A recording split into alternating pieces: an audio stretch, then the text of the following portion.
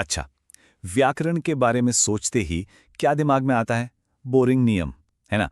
लेकिन आज आज हम नियमों की बात नहीं करेंगे। आज हम बात करेंगे वाक्य के सबसे पावरफुल हिस्से की, उसके इंजन की, जिसे हम कहते हैं क्रिया।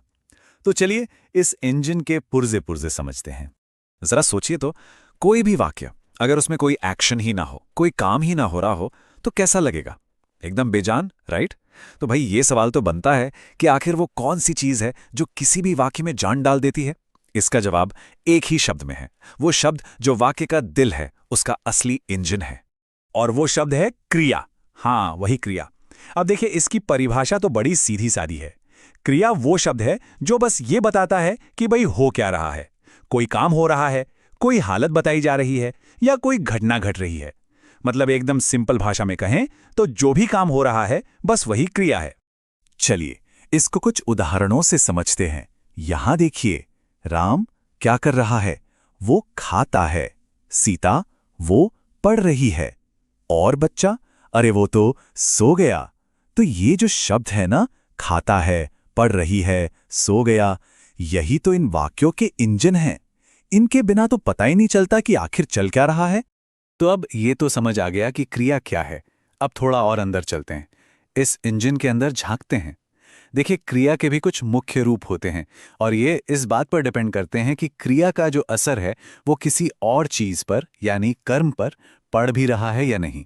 मोटे तौर पर देखें तो ये दो तरह की होती हैं। एक है सकर्मक क्रिया।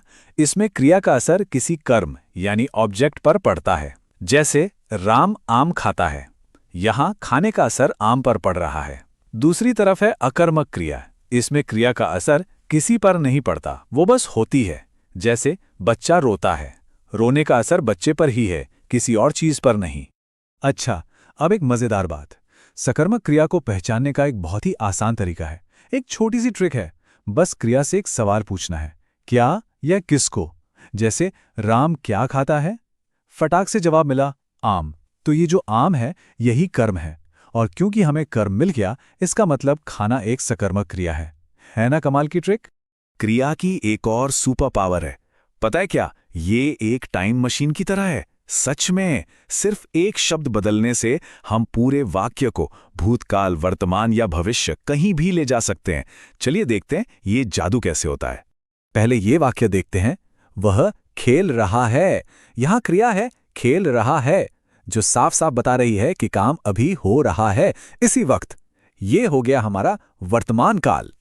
अब देखिए जादू, हमने बस एक छोटा सा बदलाव किया, है की जगह कर दिया था, और पूरा का पूरा वाक्य पास्ट में चला गया। वह खेल रहा था। देखा, वाक्य का टाइम कंट्रोल पूरी तरह से क्रिया के हाथ में है। और अब भविष्य की सैर।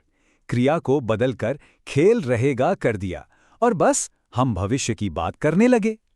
तो ये बात तो साफ हो गई कि समय कोई भी हो, प्रेजेंट, पास्ट या फ्यूचर, उसे तय करने का काम हमेशा क्रिया ही करती है। तो अब हम ये तो जान गए कि क्रिया कितनी पावरफुल है, लेकिन ये बनती कैसे है? इसकी बनावट कैसी होती है? जैसे हर मशीन अलग अलग पुर्जों से बनती है, ठीक वैसे ही क्रिया के भी अलग अलग हिस्से होते हैं। देखिए, इसकी बनावट के मुख्य रूप से 3 प्रकार हैं। पहला है साधारण क्रिया, बिल्कुल सिंपल, जैसे खाना, पीना, चलना। दूसरा है संयुक्त क्रिया। इसमें 2 क्रियाएं मिलकर एक काम बताती हैं, जैसे खा लिया या पढ़ डाला। और तीसरा है सहायक क्रिया। ये हेल्पिंग वर्ब्स होती हैं जो मुख्य क्रिया की मदद करती हैं, जैसे है, था, रहे, गया।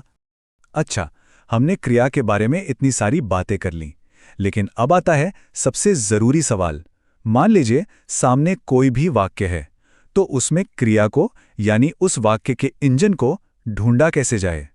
चिंता मत कीजिए, इसकी एक मास्टर की है। और वो मास्टर की ये रही। किसी भी वाक्य को पढ़कर बस अपने आप से एक सवाल पूछना है, इसमें क्या हो रहा है या क्या हुआ।